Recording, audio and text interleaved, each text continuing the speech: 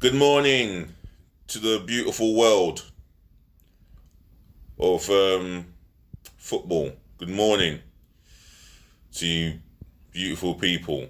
That's to the ladies, to the gentlemen, to the boys, to the girls. This is your guy, your host, DLG Reppin, bringing you more live and exclusive football context. And I'm happy to bring you more context as per usual, really. Not much I've got to say, really, but I hope you're all having a wonderful Sunday so far. And what can I say? You know, I'm hearing non-essential shops and this and that are opening by Monday the 15th. Well, we shall see. More Bundesliga. Bayern Munich only 2 wins away from their 8th successive Bundesliga title. Now, talk about domination. And they will be strong in the Champions League as well when it resumes. But speaking of Champions League, let me kick off with Manchester City. Now, Manchester City are set for a critical week when they face the Court of Abbreviation for Sports.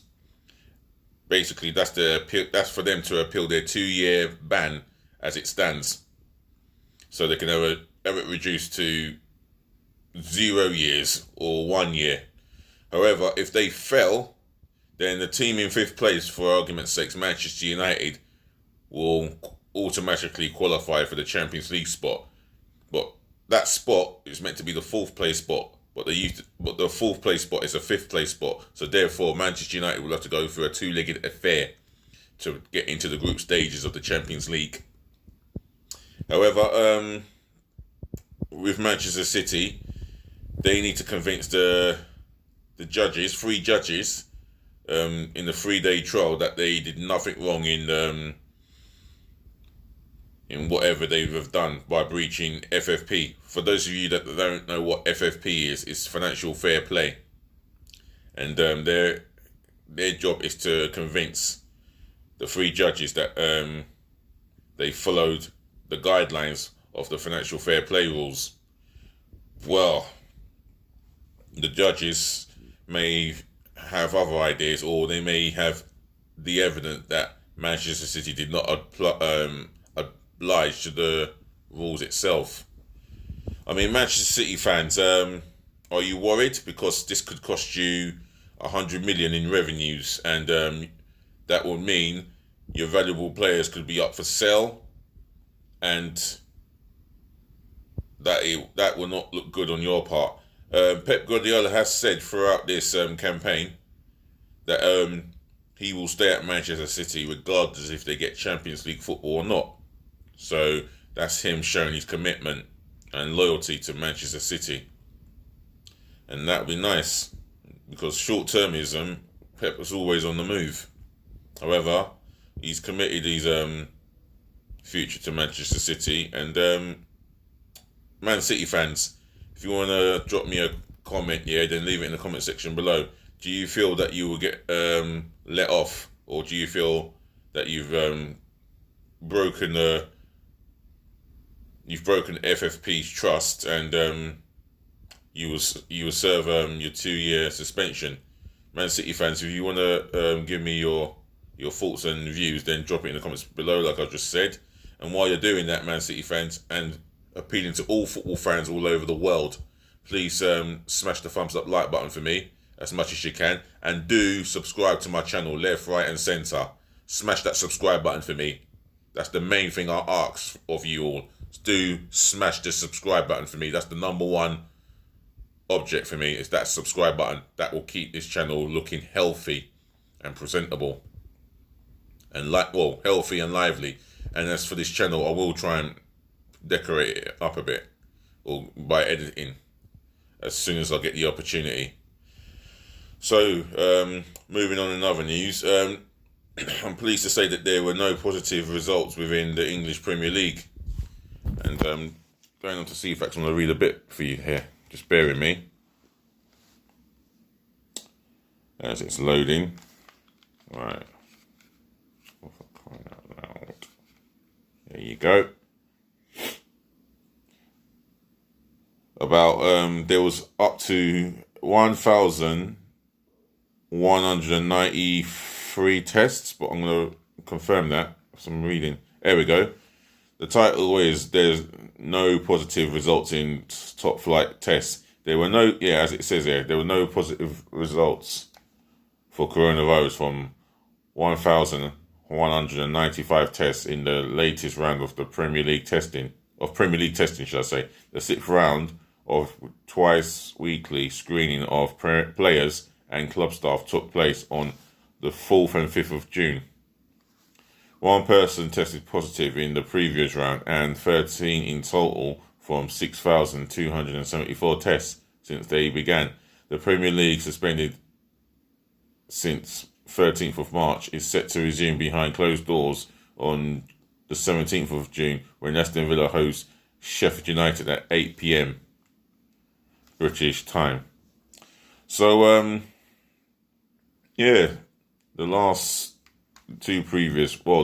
previous round was one person tested for coronavirus, and then you go further back, I think 13 out of a total of 13 members of the Premier League, players or staff, were tested positive for coronavirus, and that's out of 6,274. So, it's not too bad, It's only a small minority at the end of it. It's only a small minority of players and coaching staff. So, it seems safe enough to continue Premier League football on the 17th, which is just 10 days away.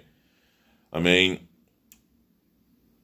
are we all excited for Premier League football? Fans in this country, fans all over the world. Are you or are you not excited for Premier League football? Do you feel that it's safe enough or still too soon to continue with Premier League football? Drop your comments below, yeah? That's all you got to do. Drop your comments below and I'll get back to you on this in conversation. And do remember to drive the thumbs up like button as well while you're doing that. Right, off to the north of the border, and there's a Celtic striker in the name of Odsonne Edouard of Celtic. Basically, he's got 2 years left of his contract, and he is linked with a big move, with a move to the English Premier League. I mean, it was said a number of times that Arsenal were linked with his signature, and that's due to the fact Arsenal could still realistically sell Aubameyang, and that is a realistic possibility. However, they want, Arsenal would be looking for a striker in that replacement, but whether Odsonne Eduardo is that guy, only time will tell. I haven't seen him play personally. I haven't seen much of him at all, if I'm being honest with you. I don't know what type of striker he's like, but I've seen a little bit of Ousmane Dembele, and I'll tell you what, not Ousmane Dembele, Moussa Dembele, and I'll tell you something, he is a hell of a talent.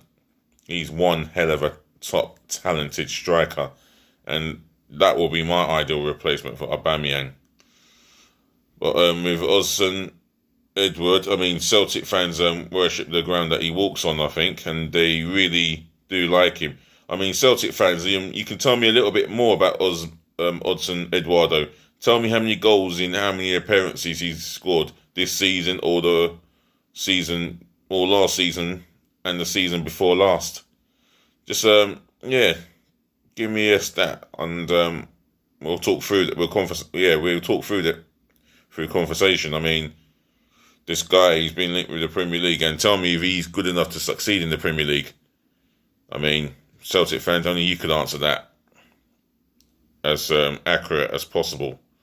So, speaking of Arsenal, I've been hearing this talks of Thomas Partey actually agreeing in personal terms in principle, and how Atletico Madrid and Arsenal are negotiating a transfer fee for him.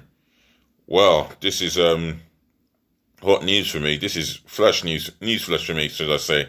I mean, yeah, I've heard Atletico Madrid have got huge debt problems, and they will have to sell their price assets to balance the books because the situation with the coronavirus pandemic hit Spain completely so hard it crippled them like nothing. And it seems to be that teams, clubs like Atletico Madrid, Valencia, even Real Madrid and Barcelona, they've suffered for it. I mean, you only have to look at what Barcelona players did by taking a 70% pay cut. Now, that takes a lot of guts and courage for you individual players at Barcelona to accept a 70% pay cut.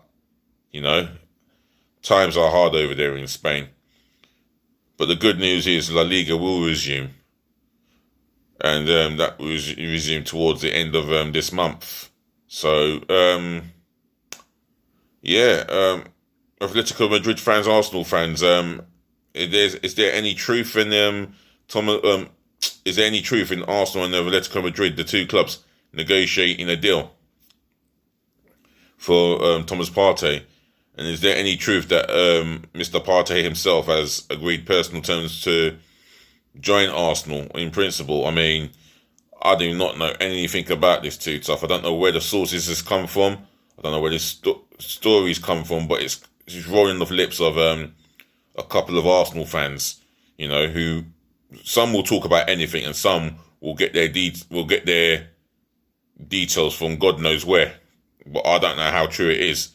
If you want to drop me a comments below, then please do. And before I go, drive the thumbs up like button and smash it as much as you can.